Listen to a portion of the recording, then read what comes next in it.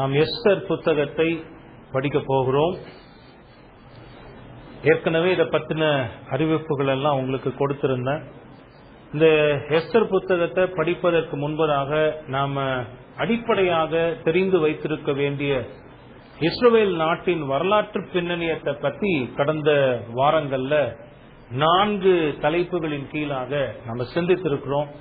அது ஒரு பறவையின் பார்வையில பழைய ஏற்பாட்டில் அந்த இஸ்ரவேல் நாடு எப்படி உருவானது, அது எப்படி எழுச்சி பெற்றது, அது எப்படி வீழ்ந்து போனது என்பதை பற்றி எல்லாம் நம்ம பார்த்தோம். ஒரு பொதுவான தலைப்பு அதுக்கு கொடுத்திருந்த இஸ்ரவேலின் எழுச்சியும் வீழ்ச்சியும் என்கிற தலைப்புல அதை நாம சிந்தித்தோம். ரொம்ப சுருக்கமாக அதை உங்களுக்கு நினைவுபடுத்திட்டு இந்த எஸ்தர் புத்தகத்தை பற்றின காரியங்களை நாம சிந்திக்கலாம். அந்த இஸ்ரவேல் நாட்டை பற்றி நாம் சிந்திக்கிற போது 4 செய்திகளாக சிந்தித்திருக்கிறோம். அதுல முதலாவது செய்தி இஸ்ரவேல் நாடு எப்படி உருவானது என்பதை பற்றி நம்ம பார்த்தோம். ஆபிரகாமை கர்த்தர் அழைத்ததிலிருந்து யோசுவாவின் காலத்தில் கானான் தேசம் பங்கிடப்பட்டு இஸ்ரவேல் என்கிற நாடு உருவானது வரையிலான வரலாற்று பின்னணியத்தை அந்த செய்தியில நம்ம சிந்தித்து பார்த்தோம். எப்படி இஸ்ரவேல் நாடு உருவானது என்பது. 2வது, அந்த இஸ்ரவேல் நாட்டில் அரசர்கள் ஏற்படுத்தப்பட்டதை குறித்து நம்ம சிந்தித்து பார்த்தோம். ஏன் இஸ்ரவேல் மக்கள் தங்களுக்கு அரசர்களை கேட்டார்கள் என்பதற்கான பதிலையும், அந்த 12 கோத்திரங்களான சமஸ்த இஸ்ரவேல்னு சொல்லுவாங்க, அதை மொத்தமாக அரசாண்ட 3 அரசர்களான சவுல், தாவீது, சாலமோன் அவர்களை பற்றியும் அதை பற்றிய வரலாற்றை அந்த 2வது பிரசங்கத்துல கேட்டோம். இஸ்ரவேல் நாட்டில் அரசர்கள் என்கிற தலைப்புல. 3வது, அப்படி ஏற்படுத்தப்பட்ட அந்த இஸ்ரவேல் ராஜ்யம் எதனால் உடைக்கப்பட்டது, எதனால் பிரிந்து போனது என்பதை பற்றி நாம சிந்தித்து பார்த்தோம். சாலமோனுக்கு பிறகு இஸ்ரவேல் வடராஜ்யம், தென் ராஜ்யம் என்று 2ஆக பிரிக்கப்பட்ட வரலாற்று பின்னணியங்களை அதுல ஆராய்ந்து பார்த்தோம். 4வதாக அந்த இஸ்ரவேல் ராஜ்யங்களுடைய வீழ்ச்சியையும் அடிமைத்தனத்தையும் குறித்து நம்ம பார்த்தோம். அப்படி வடராஜ்யமாக, தென் ராஜ்யமாக இருந்த அந்த ராஜ்யங்கள் இஸ்ரவேல் மக்கள் கர்த்தருடைய வார்த்தைக்கு எதிராக நடந்து கொண்டதால் கர்த்தர் தாம் சொன்னபடியே அவர்களை அந்நிய தேசத்து மக்களுக்கு அடிமைகள் ஆக்கின வரலாற்றை பற்றி நம்ம சிந்தித்து பார்த்தோம். யூதர்கள் நேபுகாத்நேச்சார் என்கிற அரசனால் பாபிலோனுக்கு அடிமைகளாக கொண்டு போகப்பட்டது வரைக்கும் நாம சிந்தித்து பார்த்தோம். இதெல்லாம் 4 வாரங்களாக 4 செய்தியில நாம சிந்தித்து பார்த்திருக்கிறோம். இஸ்ரேல் நாட்டினுடைய வரலாற்று பின்னணியத்தை பற்றிய தகவல்களை நாம பெற்றுக் கொண்டிருக்கிறோம். இதெல்லாம் நம்ம எஸ்தர் புத்தகத்தை படிக்கிறதுக்கு ரொம்பவே அவசியமாக இருக்கும், அதை சரியா புரிந்து கொள்வதற்கு. ஒரு புத்தகத்தை படிக்கிறதுக்கு முன்பதாக அந்த புத்தகத்தை பற்றிய பின்னணியும் நமக்கு தெரிஞ்சிருக்கும். இந்த பேக்ரவுண்ட் இன்ஃபர்மேஷன் சொல்லுவாங்க. சோ அதுக்கு இந்த தலைப்புகள் எல்லாம் ரொம்பவே பயனுள்ளதாக இருந்ததை நாம பார்த்திருக்கிறோம். இன்னைக்கு இந்த எஸ்தர் புத்தகத்துக்கான அறிமுகத்தை பத்தி நான் உங்களுக்கு கொடுக்க போகிறேன். 3 காரியங்கள் மூலமாக அதை உங்களுக்கு விளக்க விரும்புகிறேன். மற்ற புத்தகத்துக்கு போல ஒரு சுருக்கமான ஒரு வரலாற்று பின்னணியத்தை எஸ்தர் புத்தகத்துக்கு கொடுத்து விட முடியாது. அதுல நம்ம கவனிக்க வேண்டிய நிறைய வரலாற்று பின்னணியமான விஷயங்கள் இருக்கு. ஆகவே இதை ஒரு 3 காரியங்கள், 3 குறிப்புகள் மூலமாக நான் உங்களுக்கு விளக்குகிறேன். முதலாவது, இந்த எஸ்தர் புத்தகத்தின் சம்பவங்கள் எப்பொழுது நடந்தன. எஸ்தர் புத்தகத்துல நடந்த சம்பவத்தை கேட்டா நம்ம ரொம்ப தெளிவா சொல்லுவோம். ஆரம்பத்துல இருந்து கடைசி வரைக்கும் என்ன நடந்துச்சுன்ற அந்த கதை ரொம்ப நல்லா தெரியும். ஆனா முதல்ல நம்ம கவனிக்கணும், அந்த சம்பவங்கள் எல்லாம் எப்பொழுது நடந்தன, அதை பத்தின வரலாற்று பின்னணியத்தை கவனிக்கணும். 2வது, எஸ்தரின் காலத்துல அரசனாக இருந்த அந்த மன்னனை பற்றியும் அவனுடைய செயல்களை பற்றியும் சுருக்கமாக நாம் பார்க்க போகிறோம். 3வது, ஒரு புத்தகத்தை படிக்கிறதுக்கு முன்பதாக எப்பவுமே நாம் ஒரு 4 கேள்வியை கேட்டு அதுக்கான பதிலை பெற்றுக்கொண்ட பிறகுதான் அந்த புத்தகத்தை படிப்போம். அதை நம்ம பார்க்க போறோம். இந்த புத்தகத்தை பற்றின பொதுவான குறிப்புகளை நம்ம பார்க்க போறோம். ஆக இந்த 3 குறிப்புகள் மூலமாக இந்த அறிமுக செய்தியை நம்ம கேட்கலாம். இதுல நிறைய வரலாற்று சம்பவங்கள் வரும், நிறைய ஆண்டுகள் வரும். நான் ஆரம்பத்திலே சொல்லிடுறேன், நம்ம சொல்ல போகிற இந்த ஆண்டுகள் எல்லாம் தோராயமானது என்று கணிக்கப்படுகிறது. ரொம்ப அக்யூரேட்டா நம்ம சொல்ல முடியாது. துல்லியமாக இந்த ஆண்டுன்னு சொல்ல முடியாத அளவுக்கு அது இருக்கிறது. ஒரு சில ஆண்டுகள் நம்ம துல்லியமா சொல்லலாம். ஆனா பரவல நம்ம பாக்குறதெல்லாம் அப்ராக்சிமேட்லின்னு சொல்றோம்ல, தோராயமாக இந்த ஆண்டுல நடந்திருக்கும், அந்த மாதிரி நாம பார்க்க போகிறோம். ஆகவே கொஞ்சம் இந்த செய்தியை கவனிங்க. இது ஒரு ஃபவுண்டேஷன் மாதிரி, இந்த எஸ்தர் புத்தகத்தை சரியா புரிந்து கொள்வதற்கான ஒரு அடித்தளம். அது மட்டும் இல்ல, இந்த செய்தியினுடைய பின்னணியத்துல நாம பின்பகுதியில போய் பார்க்கும்போது இந்த எஸ்தர் புத்தகத்தை பற்றின ஒரு பரந்த பார்வையையும் நாம பார்க்க போகிறோம். அதனுடைய உள்ளடக்கம் எப்படி இருக்கிறது என்பதை பற்றியும் பார்க்க போகிறோம். ஆண்டவர் நமக்கு உதவி செய்யட்டும். முதல் குறிப்பு பார்க்கலாம். இந்த எஸ்தர் புத்தகத்தின் சம்பவங்கள் எப்பொழுது நடந்தன? முதல் கேள்வி. இந்த கேள்வியை கேட்டு நம்ம ஆரம்பிக்கலாம். அதுக்கு எஸ்தர் புத்தகம் 1வது அதிகாரம் 1 வசனமே நமக்கு பதில் கொடுக்கிறது. வேதத்துல எஸ்தர் புத்தகத்தை திருப்பிக்கோங்க. அதுல 1வது அதிகாரம் 1 வசனத்துல பார்த்தாலே, இந்து தேசம் முதல் எத்தியோப்பியா தேசம் வரைக்கும் உள்ள 127 நாடுகளையும் அரசாண்ட அகாஸ்வேருவின் நாட்களில் சம்பவித்ததாவது என்று அங்கு ஆரம்பிக்கிறத நம்ம பார்க்கிறோம். அதாவது அகாஸ்வேரு என்கிற அரசன் ஆளுகை செய்து கொண்டிருக்கிற நாட்களில் நடந்த நிகழ்ச்சிகள் தான் இந்த எஸ்தர் புத்தகத்துல எழுதப்பட்டிருக்கிறது. பின்னாடி நான் அந்த அகாஸ்வேரு அரசனை பற்றியும் நான் சில குறிப்புகளை உங்களுக்கு கொடுக்கிறேன், அதை புரிந்து கொள்வதற்காக. இவனுடைய சாம்ராஜ்யம் ரொம்ப பெரிய சாம்ராஜ்யம். 127 நாடுகளை கொண்ட மிகப்பெரிய சாம்ராஜ்யமாக, அந்த சாம்ராஜ்யத்தினுடைய சக்கரவர்த்தியாக ஆளுகை செய்த மன்னன் தான் இந்த அகாஸ்வேரு. அவனுடைய நாட்கள்ல இது நடந்தது. வரலாற்றை திரும்பி பார்க்கிற போது இந்த எஸ்தர் புத்தகத்துல நடந்ததாக சொல்லப்படுகிற இந்த நிகழ்ச்சிகள் எல்லாம் கிமு 483 இருந்து 473 இடைப்பட்ட காலத்துல, அதாவது 10 ஆண்டு இடைவெளியில இது நடந்திருக்கலாம் என்று நம்பப்படுகிறது. 483 இருந்து 473 இடைப்பட்ட காலங்கள். இத கொஞ்சம் நம்ம விரிவா பார்க்க வேண்டியதும் அவசியம்.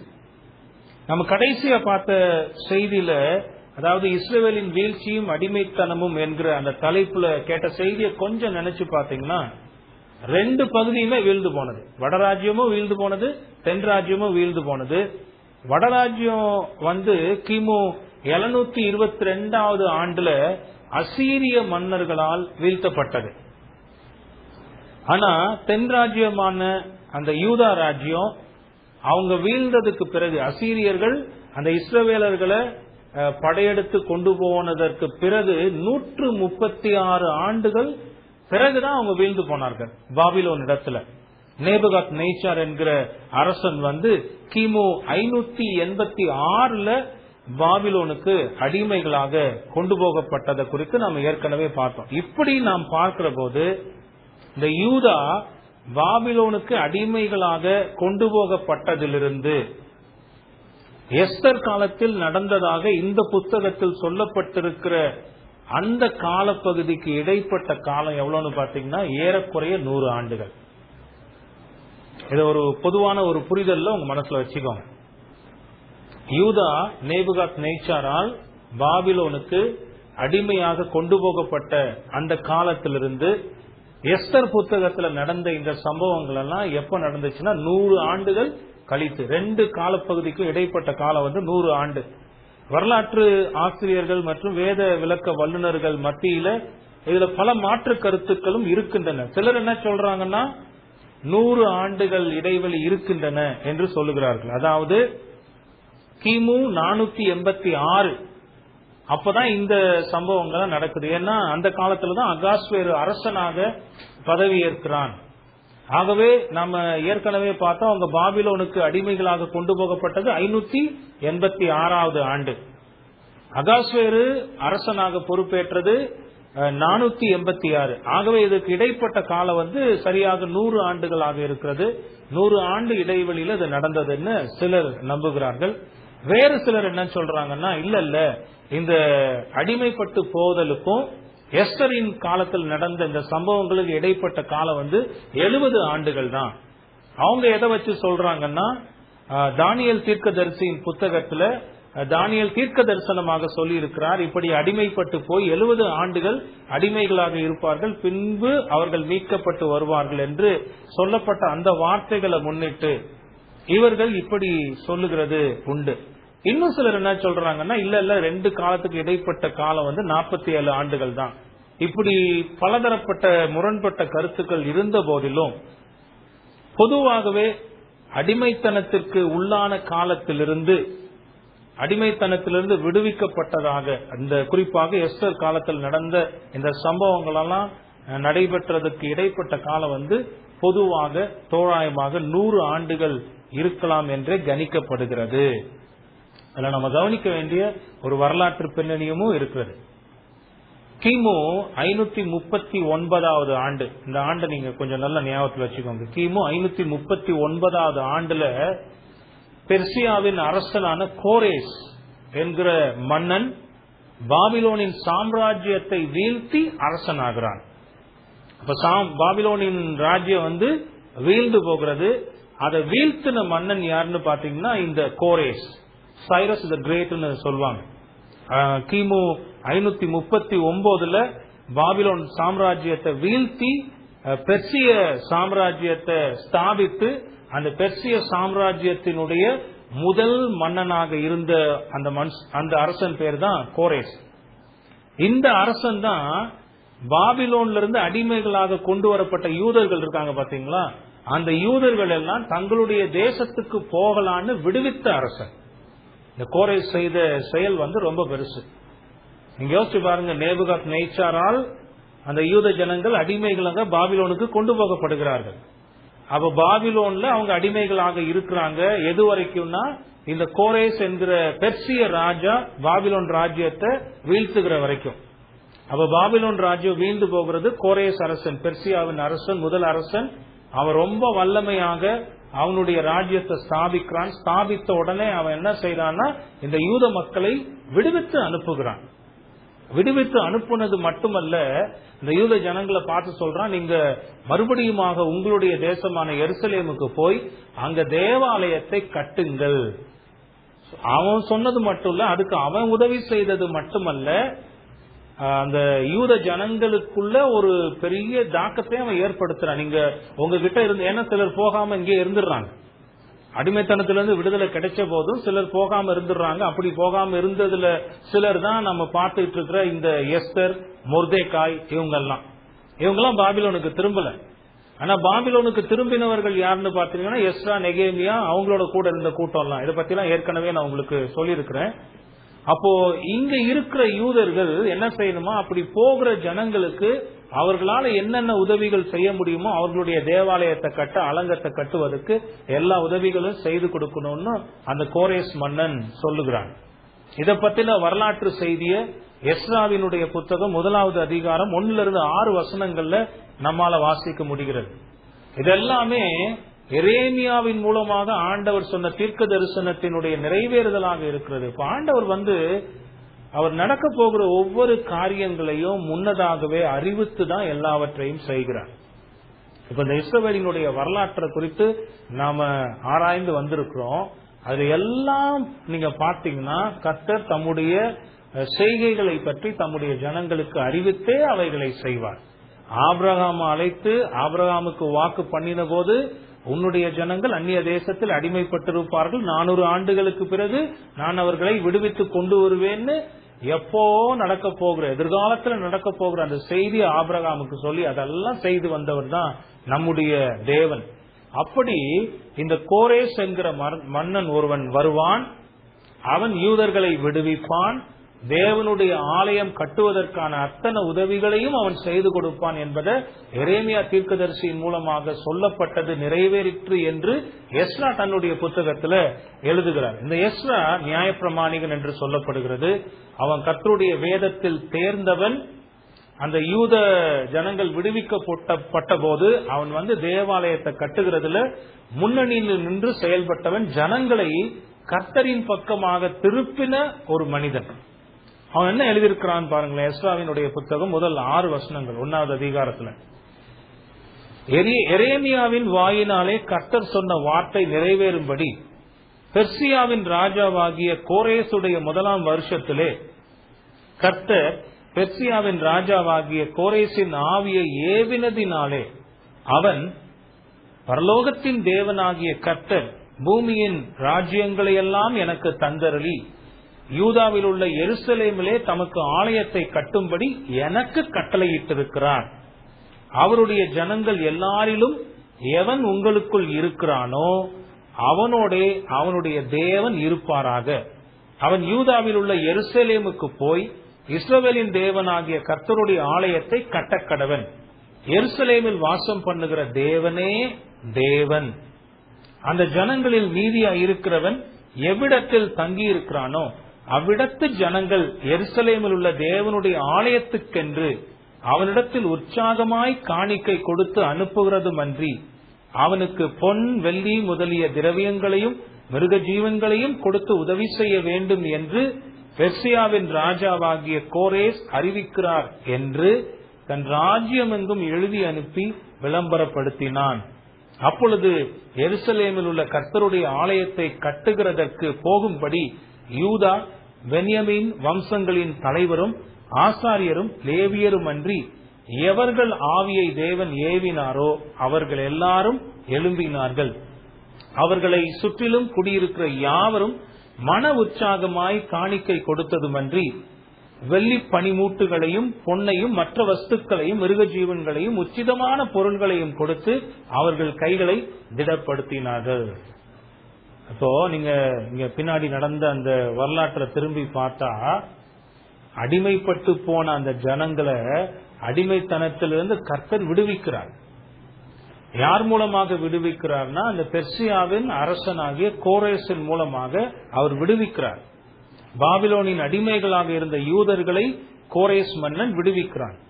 பெரும் திரளான யூதர்கள் பாபிலோனிலிருந்து எருசலேமுக்கு புறப்பட்டு போய் அங்கு கர்த்தருடைய ஆலயத்தை கட்டுகிறதுல ஈடுபடுகிறார்கள். இருந்த போதிலும் யூதர்களான சிலர் தாங்கள் இருந்த பட்டணங்களிலேயே தங்கிவிட்டார்கள். அவங்க போல அவங்களுடைய எண்ணிக்கையும் ரொம்ப அதிகமாகவே இருந்திருக்கிறது. அவங்க இந்த பாபிலோன் தேசத்துல எங்கெங்கெல்லாம் போய் இருந்தாங்களோ அங்கேயே அவர்கள் தங்கிவிட்டார்கள். அப்படி யூதர்கள் தங்கி இருந்த இடங்களில் ஒன்றுதான் இப்ப நம்ம பார்த்துக்கிட்டு இருக்கிற இந்த பெர்சியாவின் தலைநகரான சூசான். பெர்சியா ராஜ்யத்தினுடைய தலைநகரம் என்னன்னு பாத்தீங்கன்னா சூசான். அந்த சூசான்ல இருக்கக்கூடிய அரண்மனையில தான் நடந்த சம்பவத்தை இந்த எஸ்தர் புத்தகத்துல நம்ம பார்க்கிறோம். இந்த பெர்சியான்னு சொல்லுகிறது இப்ப இருக்கிற ஈரான் ஞாபகத்துல வச்சுக்கோங்க. அப்போ அது பெர்சியாவா இருந்தது, இப்போ அது ஈரான். அப்போ அந்த பெர்சியாவினுடைய தலைநகராக இருந்தது இந்த சூசான். இப்ப இதெல்லாமே நீங்க கொஞ்சம் தொடர்பு படுத்தி பார்க்கும்போதுதான் அந்த எஸ்தர் புத்தகம் உங்களுக்கு புரிய ஆரம்பிக்கும். இப்ப இது எந்த காலத்துல நடந்தது என்பதை குறித்து நம்ம பார்த்துக்கிட்டு இருக்கிறோம். இந்த எஸ்தர் புத்தகத்துல சொல்லப்பட்ட சம்பவங்கள் எல்லாம் பெர்சியா, அதாவது நான் ஏற்கனவே சொன்னது போல இப்ப இருக்கிற ஈரான் நாட்டின் தலைநகரான சூசான் அரண்மனையில வைத்து நடைபெற்றது. சுருக்கமாக சொல்லுகிறேன் பாருங்க. கிமு 586 இந்த யூதர்கள் பாபிலோனுக்கு அடிமைகளாக கொண்டு போகப்படுகிறார்கள். கிமு 539 பெர்சியாவின் கோரேஸ் மன்னன் பாபிலோனின் சாம்ராஜ்யத்தை வீழ்த்துகிறான். வீழ்த்தி அந்த யூதர்களுக்கு விடுதலையையும் கொடுக்கிறான். கிமு 485 தான் அகாஸ்வேரு மன்னன் அரசனாகிறான். நீங்க பாத்தீங்கன்னா அந்த அகாஸ்வேரு அரசனாகிறதுல இருந்து அவங்க பாபிலோனுக்கு அடிமைப்பட்டு போன காலம் ஏறக்குறைய 100 ஆண்டுகள். இவனுடைய அதாவது பெர்சியாவின் அரசனாக இருந்த இந்த அகாஸ்வேரு இருக்கான் பாத்தீங்களா, அவனுடைய நாட்கள்ல நடந்ததுதான் இந்த எஸ்தர் புத்தகத்துல நமக்கு விவரிக்கப்பட்டுள்ளது.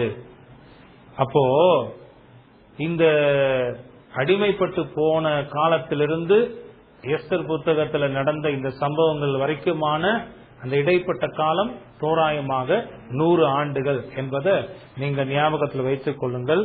இந்த அகாஸ்வேரு மன்னன் அவனும் பெர்சியாவின் அரசன் தான். அவன் அரசனான பின்பு அவனுடைய 3வது ஆண்டில், அதாவது கிமு 483 என்று சொல்லப்படுகிறது, இந்த சம்பவங்கள் எல்லாம் நடக்கிறதையும் நீங்க மனதில் வைத்துக் கொள்ளுங்க. இப்ப இவ்வளவு நேரம் நம்ம பார்த்ததை வைத்து இந்த புத்தகத்துல, அதாவது எஸ்தர் புத்தகத்துல நடந்த சம்பவங்கள் எப்பொழுது நடந்திருக்கின்றன என்றால் கிமு 483 473 வரையிலான காலப்பகுதியில் நடந்திருக்கலாம் என்று கணிக்கப்படுகிறது. முதல் பாயிண்ட் பார்த்திருக்கோம். எஸ்தர் புத்தகத்தில் நடந்த சம்பவங்கள் எப்பொழுது நடந்திருக்கிறது? அகாஸ்வேரு என்கிற பெர்சிய மன்னனுடைய காலத்தில் அது நடந்திருக்கிறது. அந்த பெர்சிய மன்னனாக அவன் பதவியேற்றுக் கொண்டது கிமு 485. அவனுடைய அரசனான 3வது ஆண்டில் நடந்ததுதான் இந்த சம்பவங்கள்.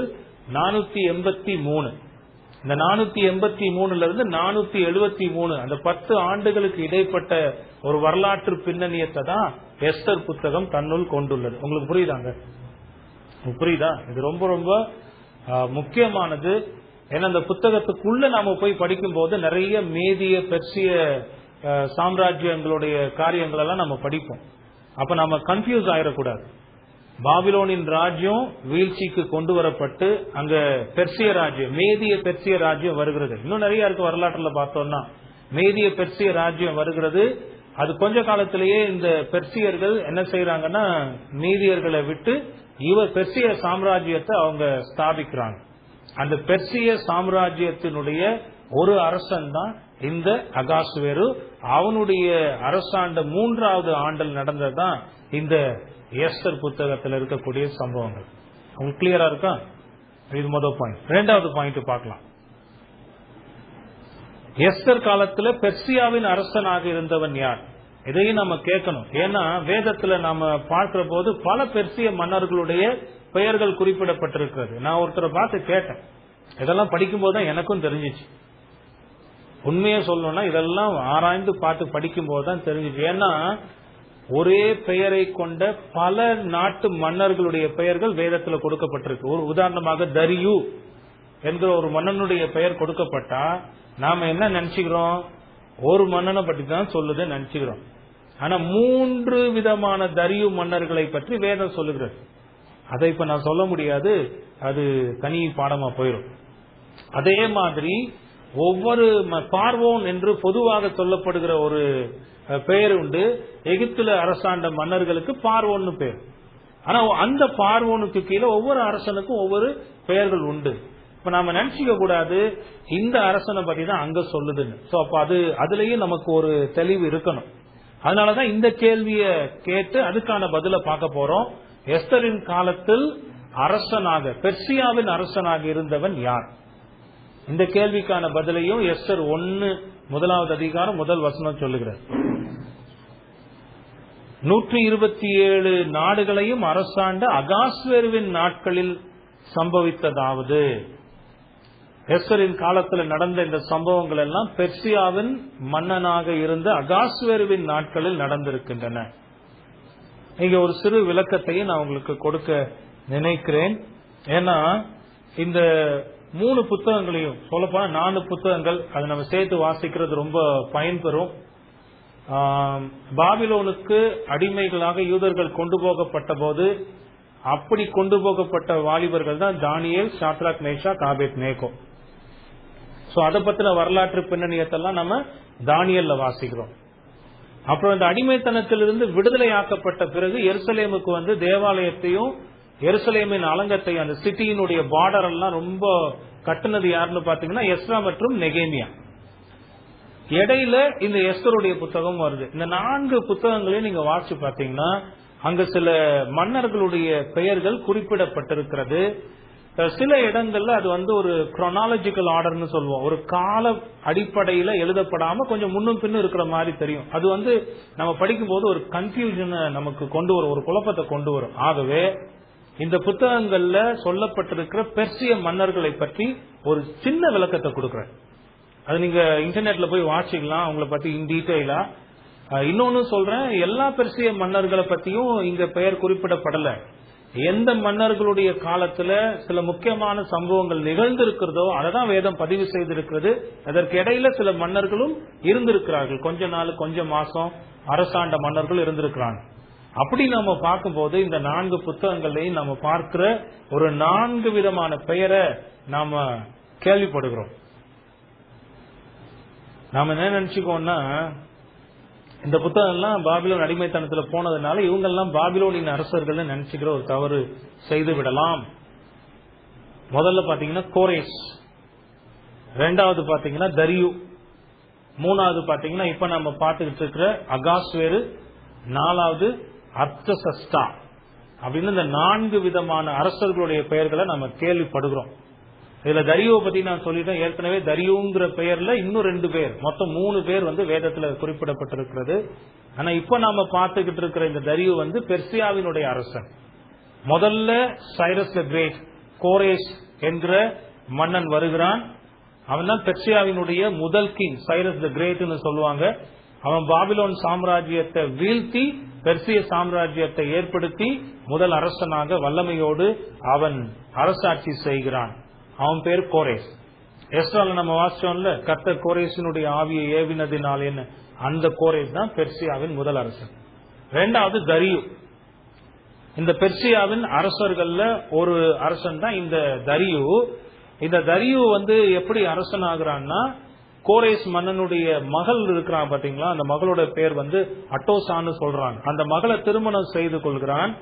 அதற்கு பிறகு பெர்சியாவின் அரசனாகவும் இருந்திருக்கிறான். நான் ஏற்கனவே சொன்னது போல தரியு என்ற இதே பெயரை கொண்ட மற்ற 2 அரசர்களை வேதத்துல நம்மால் பார்க்க முடிகிறது. நாம் பார்க்கிற இந்த தரியு பெர்சியாவின் அரசன். கோரேசுக்கு பிறகு அரசாண்ட தரியு. இந்த தரியுவுக்கு பிறகு வந்த மனுஷன் தான் அகாஸ்வேர். தரியு மன்னனுடைய மகன் தான் இந்த அகாஸ்வேர். அகாஸ்வேருவினுடைய அப்பா யாருன்னா தரியு. இந்த தரியுவுக்கும் கோரேஸ் மன்னனுடைய மகள் அட்டோசா இருக்கிறாங்க பாத்தீங்களா, அவங்க 2 பேருக்கும் பிறந்த மகன் தான் இந்த அகாஸ்வேரு மன்னன். இந்த அகாஸ்வேரு மன்னனை பத்தி தான் எஸ்தர் புத்தகத்துல நாம பாத்துக்கிட்டு இருக்கிறோம். இதுக்கு அடுத்து ஒரு மன்னன் வருகிறான், அவனுக்கு பேரு அர்த்தசஷ்டா. அவன் அகாஸ்வேருவினுடைய மகன். உங்களுக்கு அப்ப அந்த லைன் தெரியுதா எப்படி போகுதுன்னு? அர்த்தசஷ்டா என்கிற மன்னன் அகாஸ்வேருவினுடைய மகன் மற்றும் பெர்சியாவின் அரசன். இந்த 4 பெர்சிய மன்னர்களை பற்றி தான் இந்த 4 புத்தகங்கள்ல நாம பார்ப்போம். இருந்தாலும் இடையிடையில தரியு என்கிற வேறு பெயர் வரும். அதை நம்ம கொஞ்சம் கவனமா படிக்க வேண்டியது அவசியம். இதில் குறிப்பாக எஸ்தரின் காலத்தில் நடந்த இந்த சம்பவங்கள் எல்லாம் பெர்சியாவில் அப்பொழுது அரசனாக இருந்த அகாஸ்வேருவின் காலத்தில் நடந்தது என்பதையும் நம்ம மனசுல வச்சுக்கணும். புரியுதா? இதுவரைக்கும் 2 குறிப்பை நான் உங்களுக்கு சொல்லி இருக்கிறேன். எஸ்தர் புத்தகத்தின் சம்பவங்கள் எப்பொழுது நடந்தது, அவங்க அடிமைப்பட்டு போனதுல இருந்து எவ்வளவு காலத்துக்கு பிறகு நடந்தது என்பதை பற்றிய வரலாற்று பின்னணியத்தை சொல்லி இருக்கிறேன். இரண்டாவது, இந்த எஸ்தரின் காலத்தில் பெர்சியாவின் அரசனாக இருந்தவன் யார்? அகாஸ்வேரு. இந்த அகாஸ்வேருவை பத்தின அவனுடைய முன் அரசர்கள் பின் அரசனை பத்தின ஒரு குறிப்பையும் இங்க பார்த்தோம். இனி மூன்றாவதாக இந்த புத்தகத்தினுடைய பொதுவான குறிப்புகளை நாம பார்க்கலாம். இந்த புத்தகத்தினுடைய தலைப்பு ஒரு 7 உட்பிரிவுகளாக நான் விளக்குகிறேன். அதாவது இந்த புத்தகத்தை பற்றின பொதுவான குறிப்புகள்ல ஒரு 7 குறிப்பை விளக்குகிறேன். அதற்கு பிறகு இந்த புத்தகத்தினுடைய உள்ளடக்கத்தை பார்த்து இந்த எஸ்தர் புத்தகத்துக்கான ஒரு முன்னுரையை நாம நிறைவு செய்யலாம். இப்ப நாம பார்க்க போறது, இதுவரைக்கும் நம்ம பார்த்தது ஹிஸ்டாரிக்கல் பேக்ரவுண்ட், வரலாற்று பின்னணியில நடந்த சம்பவங்கள். இப்ப நாம பார்க்க போறது இந்த புத்தகத்தை பற்றிய குறிப்புகள். முதலாவது புத்தகத்தினுடைய தலைப்பை பார்க்கலாம். பரிசுத்த வேதத்துல பெண்களின் பெயர்களை தலைப்பாக கொண்ட 2 புத்தகங்கள்ல இந்த புத்தகமும் ஒன்று. எஸ்தர். இன்னொரு புத்தகம் ரூத். அதை சமீபத்துல தான் நாம படிச்சு முடிச்சிருக்கிறோம். இப்ப நாம பார்க்க போறது எஸ்தர் என்கிற இந்த புத்தகத்தை. இது ஒரு பெண்ணின் பெயர்.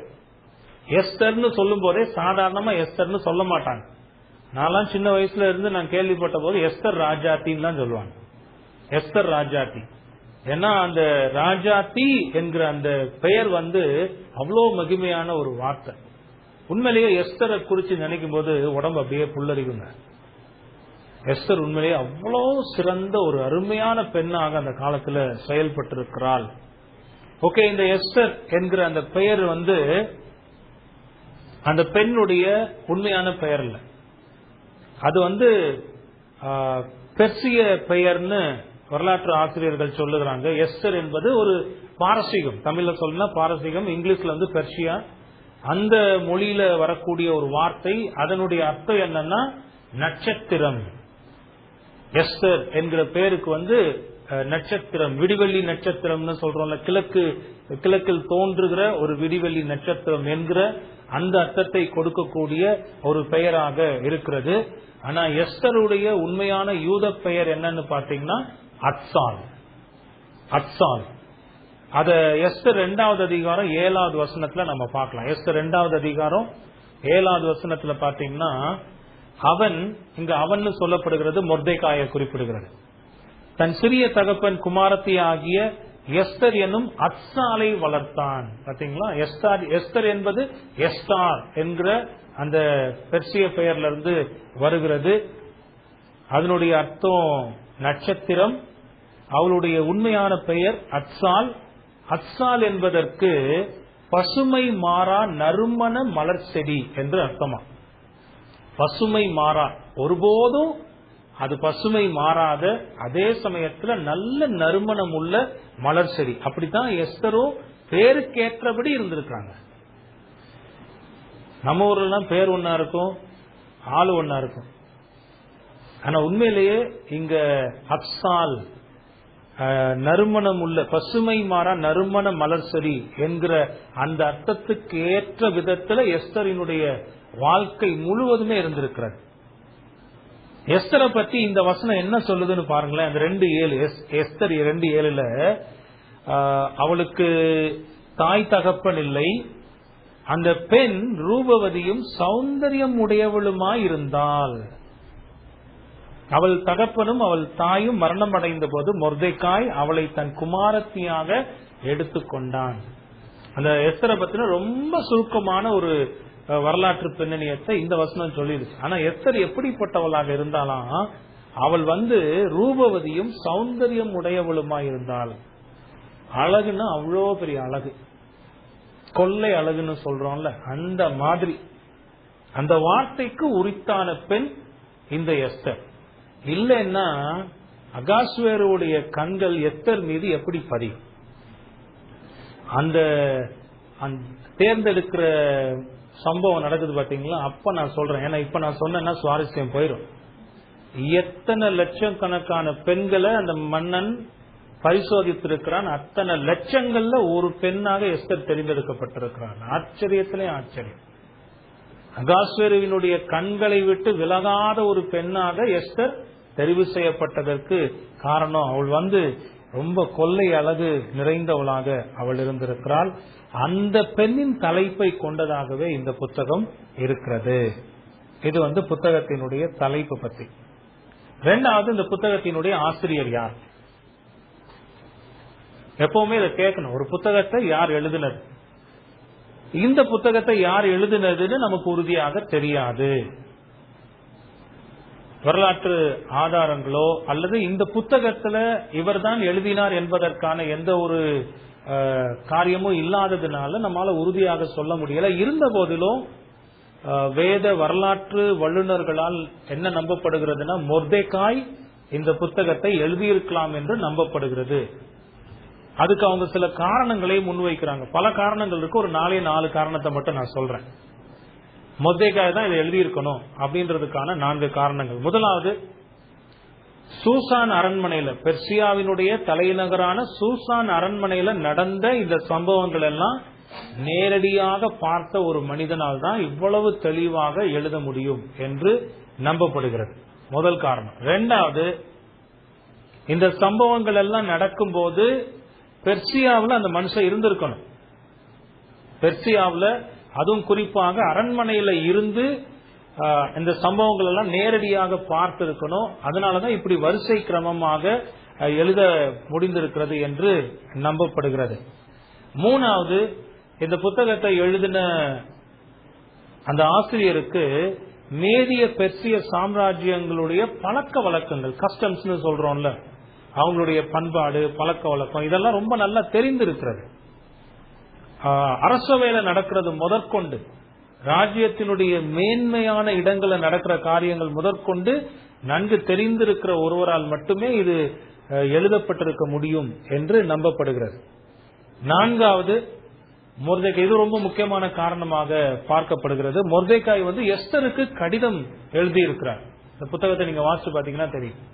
அப்படி எஸ்தருக்கு கடிதம் எழுதி இருக்கிறதுனாலையும் யூதர்களை பற்றிய பல தெளிவான நிகழ்ச்சிகள் இந்த புத்தகத்துல காணப்படுகிறதுனாலையும் இவைகளையெல்லாம் நேரில் கண்டு அறிந்து உணர்ந்த ஒருவரால் மட்டுமே இப்படி எழுத முடியும்.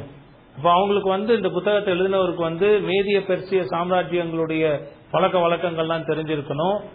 அந்த எஸ்தர் காலத்துல என்னென்னலாம் நடந்திருக்குன்றத நேரடியா பார்த்திருக்கணும். அது மட்டும் இல்ல, யூதர்களுடைய வாழ்வியலை பற்றியும் நல்லா தெரிந்திருக்கிற ஒருவரால் தான் இந்த எஸ்தர் புத்தகத்தை இவ்வளவு தெளிவாக எழுதியிருக்க முடியும்னு இந்த காரணங்களை முன்வைக்கிறாங்க. இப்படிப்பட்ட காரணங்கள் எல்லாம் வச்சு ஆராய்ந்து பார்க்கிற போது அவங்க ஒரு முடிவுக்கு வர்றாங்க, மொர்தெகாய் தான் இந்த புத்தகத்தை எழுதி இருக்கிறதுக்கு அதிக வாய்ப்பு இருக்கிறது என்று அவங்க நம்புகிறார்கள். நம்ம பொதுவாக அதை மனசுல வச்சுக்கலாம், இந்த புத்தகத்தை எழுதினவர் மொர்தெகாயாக இருக்கலாம். அடுத்து எழுதப்பட்ட காலம் என்ன? எழுதப்பட்ட காலம் ஏற்கனவே நாம இந்த சம்பவங்கள் நடந்த காலம்னு எப்ப பார்த்தோம்? 483 473 வரைக்கும் ஒரு 10 வருட காலத்துல.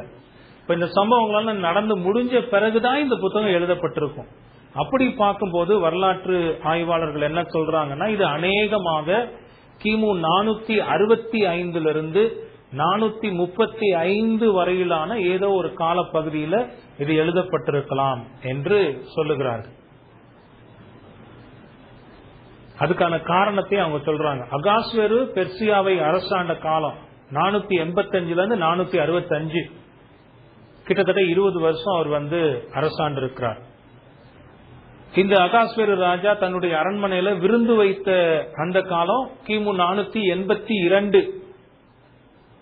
பாருங்க, 482 இந்த விருந்து வைக்கிற நிகழ்ச்சி, அங்கதான் வசதி வராம போய் அந்த பிரச்சனை எல்லாம் வருது. அப்பதான் ஒரு அரசியை தேர்ந்தெடுக்கக்கூடிய செயல்கள் நடக்குது.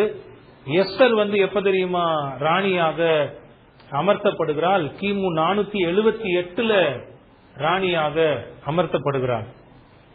அதுக்கு பிறகு நடந்த நிகழ்ச்சிகள் எல்லாம் கிமு 472 வரைக்கும் இது நடந்திருக்கு. இப்படி இந்த வரலாற்று காலங்களை வைத்து பார்க்கிற போது இந்த எஸ்தர் புத்தகம் கிமு 465 435 வரையிலான அந்த இடைப்பட்ட காலப்பகுதியில எழுதப்பட்டிருக்கலாம் என்று நம்பப்படுகிறது. இந்த புத்தகம் எங்க இருந்து எழுதப்பட்டதுன்றதையும் உறுதியா தெரியல. சிலர் நம்புறாங்க இது பெர்சியாவில் இருக்கக்கூடிய சூசான் அரண்மனையிலிருந்தே எழுதப்பட்டிருக்கலாம், அல்லது வேறு சிலர் சொல்றாங்க இது பாலஸ்தீனா நாட்டில் வைத்து எழுதப்பட்டிருக்கலாம் என்று நம்பப்படுகிறது.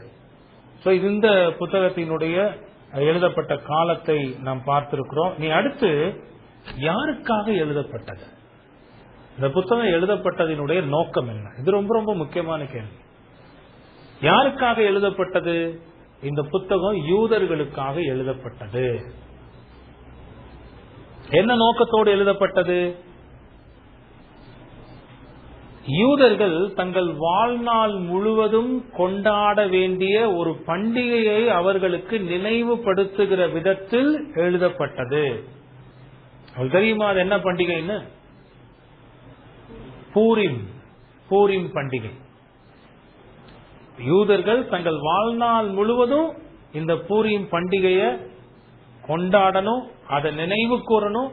அந்த பண்டிகை எதற்காக கொண்டாடப்படுகிறது என்பதை பற்றி தங்களுடைய சந்ததிக்கு அவர்கள் சொல்லிக் கொடுத்து நினைவுபடுத்தி மகத்துவமுள்ள தேவனுடைய அற்புதமான அதிசயமான செயல்களை காலங்கள் முழுவதுமாக அவர்கள் சொல்ல வேண்டும் என்பதற்காக நினைவுபடுத்துதலின் பண்டிகையாக ஏற்படுத்தப்பட்ட அந்த பூரிம் பண்டிகையை யூதர்களுக்கு நினைவுபடுத்த வேண்டும் என்ற நோக்கத்தோடு இது எழுதப்பட்டது.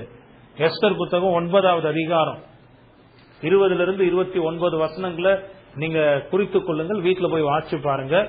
அங்க பாத்தீங்கன்னா மொர்தெகாய் என்ன செய்யறான்னா, ஒரு யூதர்களுக்கெல்லாம் ஒரு லெட்டர் எழுதி அனுப்புறார். வருஷந்தோறும் ஒவ்வொரு வருஷமும் ஆதார் மாதத்துல 14ஆம் 15ஆம் தேதிகளை யூதர்கள் தங்கள் பகைஞருக்கு நீங்களாகி இளைப்பாறுதல் அடைந்த நாட்களாக, ஏன்னா அந்த யூதர்களை அழிக்க தேடின அந்த எதிரிகளுடைய சூழ்ச்சிகளுக்கு மத்தியில் அவர்கள் பாதுகாக்கப்பட்டு சமாதானத்தை அடைந்ததை அவர்கள் நினைப்பதற்காகவும், சஞ்சலம் சந்தோஷமாகவும் துக்கம் மகிழ்ச்சியாகவும் மாறின மாதமாகவும் அதை ஆசரிக்கணும். அந்த நாட்கள்ல என்ன செய்யணுமா? எஸ்தர் 9:22 பாருங்களேன். விருந்துண்டு சந்தோஷம் கொண்டாடவும் ஒருவருக்கொருவர் வரிசைகளை அனுப்பவும் எளியவர்களுக்கு தான தர்மம் செய்யவும் வேண்டும் என்று திட்டம் பண்ணினான். இப்படி எழுதி அந்த நிருபத்தை அனுப்புகிறான். ஆதார் மாதம் 14-15 தேதிகள்ல இந்த பண்டிகையை ஒவ்வொரு யூதனும் ஒவ்வொரு வருஷமும் கொண்டாட வேண்டும் என்கிற அதை நினைவுபடுத்துவதற்காகத்தான் இந்த எஸ்தர் புத்தகம் எழுதப்பட்டது. சும்மா ஒரு கடிதத்தில் எழுதி ஆண்டவர் பகைஞர்களுக்கு மத்தியில் எங்களை மீட்டுக் கொண்டார், ஆகவே இந்த பூரிம் பண்டிகையை நீங்கள் கொண்டாடுங்கள்னு ஒரு சின்ன லெட்டரா எழுதி அனுப்பல.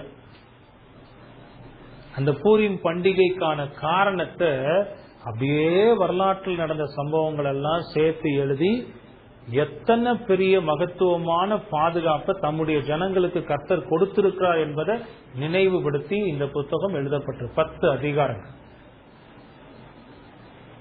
உங்களுக்கு புரியுதா? யூதர்களுக்கு எழுதப்பட்டது.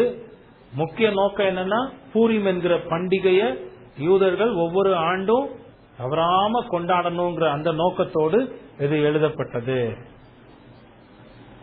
நீ அடுத்து இந்த புத்தகத்துல அடங்கியுள்ள பொருள்கள் என்ன?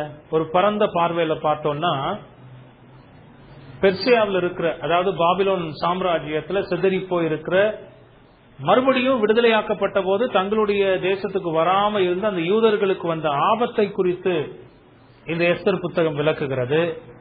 மொர்தெகாய் மற்றும் எஸ்தர் மூலமாக தேவன் அவர்களுக்கு கொடுத்த விடுதலையை விவரிக்கிறது. யூதர்களை, யூத படுகொலை, இனப்படுகொலைன்னு சொல்றோம் பாத்தீங்களா, ஒருத்தன் கூட இல்லாம அந்த இனத்தையே அழிக்கணும்னு நினைத்த அந்த சதி திட்டத்தை செய்தவர்களுடைய அழிவை பற்றி இந்த புத்தகம் விவரிக்கிறது. இந்த புத்தகத்துல குறிப்பிடத்தக்க ஒரு விஷயம் என்ன தெரியுமா? ரொம்ப முக்கியமா நாம கவனிக்கப்பட்ட தேவன் என்கிற வார்த்தையே இல்லைங்க இந்த புத்தகத்துல. கடவுளை தேவன் என்கிற ஒரு வார்த்தையே இல்லை. ஆனா நேரடியாக தேவன் என்கிற வார்த்தை தான் இல்லையே தவிர, வசனத்துக்கு வசனம், வார்த்தைக்கு வார்த்தை, கர்த்தருடைய செயல்கள் தான் இந்த புத்தகத்துல இருக்கு. கடவுளுடைய ஆளுகை, சர்வஏகாதிபத்தியம், அவருடைய பராமரிப்பு, நம்முடைய ஜனங்களுக்கு எதிராக நிற்கிறவர்களுக்கு கர்த்தர் எப்படி எதிராக நிற்கிறார் என்று இந்த புத்தகத்தினுடைய அத்தனை வசனங்களையும் அத்தனை வார்த்தைகளையும் கர்த்தரை நேரடியாகவே நம்மால் பார்க்க முடியும். அவருடைய செயல்களின் மகத்துவத்தை இந்த புத்தகத்துல நம்ம பார்க்க முடியும். தேவன் தம்முடைய நோக்கங்களை நிறைவேற்றுகின்ற நிகழ்ச்சிகள் எல்லாம் இதுல செய்திருக்கிறத நம்மால பார்க்க முடியும். தம்முடைய ஜனங்களுக்கு எதிரான பொல்லாத எதிரிகளை பூமியில் தேவன் எப்படியெல்லாம் கையாளுகிறார் என்பதை இந்த புத்தகம் விளக்குகிறது. குறிப்பாக ஆமானுடைய வாழ்க்கையில நடந்த சம்பவங்களை அது விவரிக்கிறது. என்னுடைய ஜனத்துக்கு அழிவை உண்டு பண்ணுவதற்கு நீ கிளம்பி விட்டாய், எதை கொண்டு அழிக்கணும்னு நினைச்சியோ அதை கொண்டே உன்னை நான் அழிப்பேன்னு ஆண்டவர் மொர்தெகாய்க்கு செய்யப்பட்ட தூக்கு மரத்துல ஆமான் தொங்குனதை நம்ம பார்க்கிறோம். இதெல்லாம் கர்த்தருடைய வல்லமையான செயல்களை நம்ம பார்க்கிறோம். இதெல்லாம் தான் இந்த புத்தகத்தினுடைய உள்ளடக்கமாக பொருள்களாக இருக்கிறது. நீ இந்த புத்தகத்தினுடைய சில சிறப்புகளையும் நம்ம பார்க்கலாம். இந்த புத்தகத்தினுடைய சிறப்புகள் என்ன? ஏற்கனவே நம்ம பார்த்த மாதிரி பெண்ணின் பெயரை கொண்ட ஒரு புத்தகம், பெண்ணின் பெயரை தலைப்பாக கொண்ட ஒரு புத்தகம். ரெண்டாவது, இது நான் யோசிச்சு பார்க்கறது உண்டு, விருந்துல ஆரம்பிச்சு விருந்துல முடிஞ்ச ஒரு புத்தகம். அது ஒரு பெரிய சிறப்பு. அந்த விருந்து ஒரு அரண்மனையில ஆரம்பிக்குது, முடிகிற விருந்து பாத்தீங்கன்னா யூதம் முழுவதுமாக கொண்டாடக்கூடிய ஒரு பெரிய விருந்துல இந்த புத்தகம் முடிகிறது. அது ஒரு பெரிய தனி சிறப்பு. மூணாவது, வீழ்ச்சியும் எழுச்சியும் நிறைந்த புத்தகம். இது ஒரு முக்கியமா நம்ம கவனிக்கலாம். அந்த புத்தகத்துல வஸ்தியினுடைய வீழ்ச்சி, எஸ்தரினுடைய எழுச்சி, ஆமானுடைய வீழ்ச்சி, மொர்தெகாயினுடைய எழுச்சி, யூதர்கள் எல்லாம் அழிக்க தேடின புரஜாதிகளுடைய வீழ்ச்சி, யூதர்களுடைய எழுச்சி. இப்படி இந்த புத்தகம் முழுவதிலையும் பாத்தீங்கன்னா வீழ்ச்சியும் எழுச்சியும் பார்க்க முடியும். யாரெல்லாம் வீழ்ந்துகிட்டே இருந்தான்னு பாத்தீங்கன்னா, கர்த்தருக்கு எதிரானவர்கள் வீழ்ந்து கொண்டே இருந்தார்கள், கர்த்தருடைய மக்கள் எழுந்து கொண்டே இருந்தார்கள். அவங்க எழுச்சி பெற்றுக் கொண்டே இருந்தார்கள். பாருங்க, எஸ்தர் எழுந்தால், மொர்தெகாய் உயர்த்தப்பட்டான், யூத ஜனங்கள் எல்லாம் அற்புதமாக பாதுகாக்கப்பட்டு எழுப்பப்பட்டார். இதெல்லாம் இந்த புத்தகத்துல வீழ்ச்சியும் எழுச்சியுமாக நம்ம பார்க்கிறோம். அதே சமயத்துல இந்த புத்தகத்துல இன்னொரு சிறப்பு இருக்கு. அதை நம்ம கவனிச்சு பார்த்தோம்னா சில முரண்பாடுகள் இருக்கு. முரண்பாடுகள்னா கர்த்தருடைய வார்த்தையில முரண்பாடு இல்ல, அங்க நடந்த சம்பவங்கள்ல சில முரண்பாடு.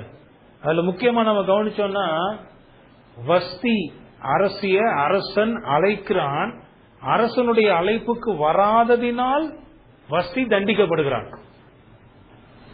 எஸ்தர அரசன் அழைக்கவில்லை, ஆனா எஸ்தர் போய் அரசனுக்கு முன்பாக நிற்கிறாள். ஆனா எஸ்தர் தண்டிக்கப்படவில்லை. கூப்பிட்டு போகலன்னு தண்டனை, கூப்பிடாம போனதுக்கு தண்டனை இல்லை. இது ஒரு முரண்பாடு. பாப்போம், இதெல்லாம் நம்ம பார்க்கும்போது இன்னும் நிறைய இன்ட்ரெஸ்டிங்கா இருக்கு. இப்பவே சொல்லிட்டா போயிடும். இரண்டாவது ஒரு முரண்பாடு என்ன தெரியுமா? அந்த சாம்ராஜ்யத்துல ரொம்ப பெரியவனாக இருந்த ஆமான் சிறுமை அடைகிறான்.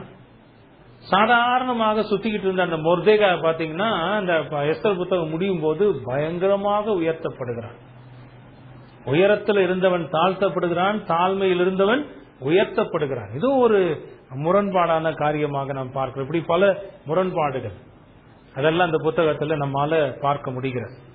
ஐந்தாவதாக இந்த புத்தகத்தினுடைய ஒரு தனி சிறப்பு என்னன்னா, கடவுளின் மக்களுக்கு எதிராக நடக்கிற அத்தனை சூழ்ச்சிகளும் முறியடிக்கப்படும் என்பதற்கான அற்புதமான சாட்சி இந்த புத்தகம். அது ரொம்ப அருமையா விளக்குது. கடவுளுடைய மக்களுக்கு எதிராக தீட்டப்படுகிற அத்தனை சதி திட்டங்களும் சூழ்ச்சிகளும் முறியடிக்கப்படும் என்பதற்கான சாட்சி இந்த எஸ்தர் புத்தகம். இதெல்லாம் இந்த புத்தகத்தினுடைய தனி சிறப்புகளாக நம்ம பார்க்கிறோம். இந்த புத்தகத்தினுடைய உள்ளடக்கத்தை பார்த்தோம்னா ரொம்ப குயிக்கா சொல்றேன். வஸ்தி ராணியினுடைய வீழ்ச்சியை பத்தி பார்க்கிறோம் முதல் அதிகாரத்துல. இரண்டாவது அதிகாரம் அதுல ராஜாவுக்கு புதிய அரசியை தேடுகிற காரியத்தை பார்க்கிறோம். அதுக்கு இடையிலேயே இரண்டாவது அதிகாரம் 5-11 வரைக்கும் மொர்தெகாயை பத்தின காரியங்கள், அதே 5-18 வரையும் எஸ்தரை பற்றி காரியங்கள், எஸ்தர் ராணி ஆகிறத பத்தின காரியங்களை இரண்டாவது அதிகாரத்துல நம்ம பார்க்கிறோம். இரண்டாவது அதிகாரம் 19-23 வரை உள்ள வசனங்கள்ல அந்த அகாஸ்வேரு ராஜாவுக்கு எதிரான ஒரு சதித்திட்டத்தை தீட்டப்படுகிறதையும் அதை மொர்தெகாய் கண்டுபிடிக்கிறதையும் பார்க்கிறோம். மூணாவது அதிகாரம் முழுசுலையுமே ஆமான் எல்லா யூதர்களையும் கொல்லுவதற்கான சதித்திட்டத்தை தீட்டுகிறத பார்க்கிறோம். நாலாவது அதிகாரத்துல ஆமான தோற்கடிக்க தனக்கு உதவி செய்யும்படி மொர்தெகாய் எஸ்தருக்கு ஒரு அறிவுரை செய்கிறத குறித்து பார்க்கிறோம். 5வது அதிகாரத்திலிருந்து 9வது அதிகாரம் 17வது வசனம் வரைக்கும் ராஜாவினிடத்துல எஸ்தர் முறையிடுகிறத பார்க்கிறோம்.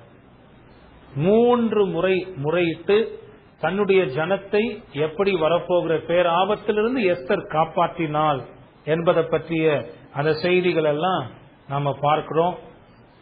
கடைசியாக 10வது அதிகாரத்துல மொர்தெகாய் எப்படி உயர்த்தப்பட்டான் என்பதை குறித்து பார்க்கிறோம். இதுக்கு இடையில 9வது அதிகாரத்துல அந்த பூரீம் பண்டிகையை பற்றி யூத மக்களுக்கு எழுதி அனுப்பப்பட்ட நிருபங்களை பற்றியும் பார்க்கிறோம். இதெல்லாம் உள்ளடக்கமாக கொண்டிருக்கிறது தான் இந்த எஸ்தர் புத்தகம். இதுவரைக்கும் நம்ம இந்த எஸ்தர் புத்தகத்தை பத்தின பொதுவான காரியங்களை பார்த்திருக்கிறோம். 3வது குறிப்பின் கீழாக அந்த புத்தகத்தினுடைய தலைப்பு, ஆசிரியர் யார், எழுதப்பட்ட காலம் என்ன, யாருக்கு எழுதப்பட்டது, என்ன நோக்கத்தோடு எழுதப்பட்டது, அந்த புத்தகத்தில் அடங்கி இருக்கிற பொருள்கள் என்ன, உள்ளடக்கம் என்ன, அந்த புத்தகத்தினுடைய தனி சிறப்புகள் என்ன, இதெல்லாம் பத்தி நாம பார்த்திருக்கிறோம். ஒருவேளை கொஞ்சம் வேகமா போன மாதிரி இருந்தா மறுபடியும் இந்த ஆடியோவை நீங்க கேட்டு பாருங்க. அது நிச்சயம் உங்களுக்கு பிரயோஜனமா இருக்கும் இந்த எஸ்தர் புத்தகத்தை நம்ம சரியாக படிப்பதற்கு. இந்த புத்தகத்தை ஒரு பொதுவான தலைப்பின் கீழாக நாம் படிக்க போகிறோம். இந்த புத்தகத்துக்கு முழுமையாக நான் கொடுத்திருக்கிற ஒரு தலைப்பு என்னன்னா, கர்த்தரே ஆளுகிறவர். அதான் தலைப்பு. கர்த்தரே ஆளுகிறவர் என்கிற அந்த பொதுவான தலைப்பின் கீழாக நாம் இந்த எஸ்தர் புத்தகத்தை படிக்க போகிறோம். அதுக்கு ஆண்டவர் நமக்கு உதவி செய்யட்டும். பாருங்க, நம்முடைய ஆண்டவர் எவ்வளவு பெரிய ஆண்டவர்னு கொஞ்சம் உங்களுடைய சிந்தனையில நினைச்சு பாருங்க. எவ்வளோ வரலாற்று பின்னணியத்தில் எத்தனையோ ஆண்டுகளுக்கு முன்பாக நடந்த அந்த சம்பவங்கள் எல்லாம் ரொம்ப வேகமா நம்ம பார்த்திருக்கிறோம். அந்த காலங்களையும் அந்த காலங்களில் நடந்த சம்பவங்களையும் மனிதர்களையும் ஆளுகை செய்து நடத்தி இருக்கிறவர் யாருன்னா நம்முடைய ஆண்டவர். அவர் மகா வல்லமை உள்ளவர். அவர் பராக்கிரமம் உள்ள தேவனாமேன்னு வேதம் சொல்லுது பாத்தீங்களா? அது மாதிரி அவர் பராக்கிரமம் உள்ள தேவன். அவருக்கு எதிராக யாரும் நிக்க முடியாது. எளியவனை புழுதியிலிருந்து உயர்த்துகிறவரும் மேட்டிமையில நிற்கிறவனை புழுதி மட்டும் தாழ்த்துகிறவரும் இந்த தேவன் என்பதை வேதம் நமக்கு சொல்லுகிறது. குறிப்பாக இந்த புத்தகம் நமக்கு அருமையாக விவரிக்கிறது. கர்த்தரே ஆளுகிறார். தனி மனிதனுடைய வாழ்க்கையை ஆளுகிறார். ஒரு சாம்ராஜ்யத்தை ஆளுகிறார். நேபுகாத்நேச்சாரெல்லாம் நீங்க யோசிச்சு பாத்தீங்கன்னா, நான் என் வல்லமையிலையும் எவ்வளவு பெரிய பாபிலோன் சாம்ராஜ்யத்தை நான் விஸ்தரித்து இருக்கிறேன், என்னுடைய வல்லமை எவ்வளவு பெருசு, என்னுடைய மகிமை எவ்வளவு பெருசு. நேபுகாத்நேச்சாருக்கு ஆண்டவர் புத்தி புகட்டுகிறார். அவனுடைய மகன் வந்த பிறகும் கூட அந்த மகனுக்கும் புத்தி இல்லை. தானியேல் வந்து சொல்லுவான், உங்க அப்பாவுக்கு நடந்தது உனக்கு தெரிஞ்சிருந்தும் நீ பார்த்து மனம் திரும்பல, நீ பார் உன்னுடைய அரச என்ன செய்கிறார், என்னுடைய தேவன் என்ன செய்கிறார்னு பார் என்று சொல்லி அவனுடைய சாம்ராஜ்யம் வீழ்த்தப்படுகிறது. நம்ம நினைக்க கூடாது எல்லா அதிகாரமும் என் கையில் இருக்கு, நான் தான் எல்லாம் பெரியவன் அப்படின்னு நினைக்க கூடாது. எல்லா அதிகாரங்களுக்கும் மேலான அதிகாரத்தை கொண்டிருக்கிறவர் நம்முடைய ஆண்டவர். ஒரு வேலை செய்கிற இடத்துல, நீங்க இருக்கிற இடத்துல ஏதோ ஒரு பதவியை வச்சு அல்லது ஏதாவது வச்சு உங்களை அரட்டி உருட்டி மிரட்டி காரியங்களை செஞ்சிடலான்னு நினைக்கக்கூடியவங்க இருந்தாலும் அதெல்லாம் ஒன்றும் நடக்காது. எப்பவும் சொல்லுவேன், மிரட்டுறது மிரட்டட்டும், அரட்டுறது அரட்டட்டும், உருட்டுறது உருட்டட்டும், எதுவும் நடக்காது ஆண்டவருடைய அனுமதி இல்லாம. எப்பவுமே தேவனுடைய மக்களாகிய நாம என்ன செய்யணும்னா, ஆண்டவருக்கு என்ன பிடிக்கும்னு பார்த்து செய்யணுமே தவிர, என் சந்தர்ப்ப சூழ்நிலைகளுக்காக நான் காரியத்தை மாற்றி மாற்றி செஞ்சேன்னா நீங்க ஆண்டவருக்கு பிரியமா இருக்கவே முடியாது. உங்களுடைய வீழ்ச்சி ஆரம்பிச்சிருச்சுன்னு அர்த்தம். இஸ்ரவேல் ஜனங்கள் வீழ்ந்ததுக்கு காரணம் என்ன தெரியுமா? ஆண்டவர் எத்தனை அருமையான கிருபைகளை கொடுத்திருந்தார், என்ன ஆசீர்வாதத்தில் அவங்களுக்கு குறை இருந்தது. ஆனா அவனுடைய பாவத்தினுடைய உச்சம், என்னைக்கு பாவத்தை இடம் கொடுக்கிறோமோ, பாவம் எனக்குள்ள வேலை செய்ய இடம் கொடுத்து அதை நான் பெருக பண்ணுகிறேனோ, அங்க வீழ்ச்சி வருகிறது. இதெல்லாம் நமக்கு பாடங்க. இஸ்ரவேல் நாடு வீழ்ந்துட்டான்னு நினைச்சு நம்ம கொக்கரிச்சிட்டு போறதில்லை. நாம வீழ்கிறதுக்கு ரொம்ப நேரம் ஆகாது. நாம நிக்கிறதுக்கு காரணம் கர்த்தருடைய சுத்த கிருபை, அதை மறந்துடவே கூடாது. அதெல்லாம் நமக்கு பாடம். கவனிக்கிறீங்களா? இதெல்லாம் நமக்கு பாடம். ஹிருதயத்துல பாவத்தினால கர்வம் கொண்டு எழும்புகிற எவனையும் கர்த்தர் தாழ்த்துகிறார். ஆமான் வீழ்ந்து போனான். காரணம் என்ன? அவனுடைய பெருமை, அவனுடைய கர்வம், ஆணவம். ஆனாலும் கர்த்தர் என்ன செய்கிறார்னா, அந்த ஜனங்களை பாருங்க, எத்தனை அற்புதமாக அவங்களுக்கு உதவி செய்து அவர்களை தாங்கி, அடிமைத்தனத்துல போன போதிலும் அவர் சொன்னபடி அவர்களை மீட்டு கொண்டு வந்து தம்முடைய ஆலயத்தை கட்டுகிறார். நிறைய பேர் ஒரு முக்கியமான கமெண்ட்ரி நான் வாசிச்சிருக்கேன். அதுல அந்த கமெண்ட்ரி எழுதினவர் சொல்றாரு, எல்லாம் கிளம்பி வந்த பிறகு இந்த எஸ்தருக்கும் மொர்தெகாய்க்கும் அங்க என்ன வேலை, அது என்னன்னே தெரியலன்னு சொல்லி அவங்க முடிச்சு. நான் யோசிச்சு பார்த்தேன், எஸ்தரும் மொர்தெகாய் மட்டும் போகாம இல்ல, இன்னும் எவ்வளவு பேர் இருந்திருப்பாங்க. ஆனா கடவுள் வந்து இனி வரப்போகிற அழிவிலிருந்து தம்முடைய ஜனங்களை காப்பதற்காக எஸ்தரையும் மொர்தெகாயும் அங்க பயன்படுத்துகிறார். அவர் அங்க வச்சிருக்கிறார். நமக்கு தெரியாது. குருட்டு கண்ணு, கண்ணாடி போட்டாலுமே சில நேரம் தெளிவா தெரிய மாட்டேங்குது. சரி, கண்ணாடி தான் சைனிங் போயிடுச்சு போலன்னு தொடச்சு போட்டாலும் கண்ணாடி நல்லாத்தான் இருக்கு. எது போச்சு?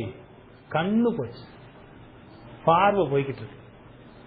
அது மாதிரிதான் நமக்கு தெரியாது எதிர்காலத்துல என்ன நடக்க போகுதுன்னு தெரியாது. ஆனா கடவுளுக்கு எல்லாம் தெரியும். அவர் சர்வ ஞானம் உள்ளவர். பார்த்து பார்த்து வியந்த ஆண்டவரை துதிக்கணும், உயர்த்தணும். நினைக்கூட என் எதிர்காலத்துல என்ன நடக்க போகுது தம்பி, கவனிக்கிறீங்களா? என்னையா நடக்க போகுது? ஒரே இருட்டா இருக்கு, பயமா இருக்கு. நீங்க ஆண்டவரை பாருங்க, எல்லாம் வெளிச்சமா. இருளை பிரகாசிக்க செய்கிற தேவன் அவர். ஒளி உண்டாக கடவுதுன்னு சொன்னார். நாளைக்கா ஒளி உண்டாச்சு? அப்பவே ஒளி உண்டாயிருச்சு. எங்க இருந்து அந்த ஒளி வந்தது யாருக்கும் தெரியாது. விதண்டாவாதி தான் கேட்பான், 1வது நாள்ல ஒளி உண்டாயிருச்சுன்னு. பிறகுதானே சூரியனையும் சந்திரனையும் இவனுக்கு தெரிஞ்சதெல்லாம் சூரியன் சந்திரன் தான் வெளிச்சம், அவ்வளவுதான் கண்ணு பார்க்க முடியும். ஆனா அதையும் தாண்டி வெளிச்சம் இருக்கு. அது தேவனுடைய அனந்த ஞானத்தில் உண்டான. பாருங்கயா, இப்படி பாருங்கயா அவங்க ஆண்டவர், இப்படி பாருங்க. இப்ப இந்த புத்தகம் எல்லாம் எதுக்கு எழுதி கொடுக்கப்பட்டிருக்கு? நான் எஸ்ல வாசிக்கணும், கட கட கடன் வாசிட்டு ஆண்டவர் காப்பாத்திட்டார், ஸ்தோத்திரம் ஆண்டவரே அப்படி போறதுக்கா? இதை பார்க்கும்போது அனுபவிக்கணும். இந்த ஆண்டவர் தான் என்னுடைய ஆண்டவர். அந்த ஜனங்கள் செய்த தவறுகள் என்ன, அதுக்கு ஆண்டவர் தண்டித்தது என்ன, அவங்க திருந்தின போது ஆண்டவர் என்ன செய்தார், வேதானே என்னுடைய வாழ்க்கையில நான் செய்யற தவறு என்ன, என்னுடைய பாவங்கள் என்ன, ஆண்டவருக்கு எதிராக நான் எங்க செயல்படுறேன், நான் மனம் திரும்பணும், ஆண்டவர் கிட்ட வரணும். ஆண்டவர் அருமையாக அரவணைப்பார். எல்லாம் எஸ்தர் புத்தகத்துல பாக்குறோம். எஸ்தர் மட்டும் அமைதியா இருந்திருந்தால் என்ன நடந்திருக்கும்னு யோசிச்சு பாருங்க. ஒருத்த விடாம கொன்னு கூச்சிருப்பாங்க. அந்த நாள் எந்த நாள்ல அழிக்க தீர்மானிக்கப்பட்டதோ அந்த நாள்ல தீர்மானித்தவர்களுக்கு அழிவை கொண்டு வந்து சேர்த்தார் ஆண்டவர். படுபயங்கரம். நீங்க 8-9 அதிகாரம்லாம் வாட்சி பாத்தீங்கன்னா நம்ம ஈரக்கொலைய நடுங்குவோம்ல, அந்த மாதிரி பயந்து நடுங்கி அழுது உபவாசம் பண்ணிட்டு இருந்தவெல்லாம் பட்டைய தடுத்து கிளம்பிட்டான். கிடைக்கிறனால வெட்டு. இந்த ராஜாவை பாருங்க, அகாஸ்வேர், ஏமா நீ சொன்னதெல்லாம் செஞ்சுட்டேன், வேற எதுவும் செய்யணுமாமா, இன்னும் ஒரு நாள் கொஞ்சம் எக்ஸ்டெண்ட் பண்ணி கொடுத்தீங்கன்னா எனக்கு கொஞ்சம் வசதியா இருக்கு. எதுக்கு? எதிரிகளை அழிக்கிறதுக்கு. ஏமா அரண்மனையில இவ்வளவு பேரை கொண்டு இருக்காங்களே, போதாதாமா அப்படின்னு அகாஸ்வேர் கேட்கல. வச்சுக்கோ போ, இன்னொரு நாள் தர்றேன். கிட்டத்தட்ட 75,000 பேருக்கு மேற்பட்டவர்களை கொன்னு கோச்சிருக்கான். அப்படிப்பட்ட ஆண்டவர். அவருடைய மக்களை ஒரு மனுஷனும் ஒரு அரசும் ஒரு அதிகாரமும் தொட முடியாது. அப்ப எவ்வளவு பெரிய ஒரு நம்பிக்கையும் ஒரு பெரிய சந்தோஷம் நமக்கு இருக்கும். ஆண்டவருடைய பிள்ளையா நான் இருக்கிறேன், என்ன தொடணும்னா ஆண்டவர் சொல்றாரு, உன்னை தொடுகிறவன் என் கண்ணின் மணியை தொடுகிறான். உங்க கண் மணியை உங்களால தொட முடியுமா? தொட்டு பாரு, தொட்டு பாரு. முடியவே முடியாது. மணி இங்கிட்ட அங்கிட்டு ஓடும். ரொம்ப நீங்க முயற்சி பண்ணீங்கன்னா மணி வெளியே வந்துடும்.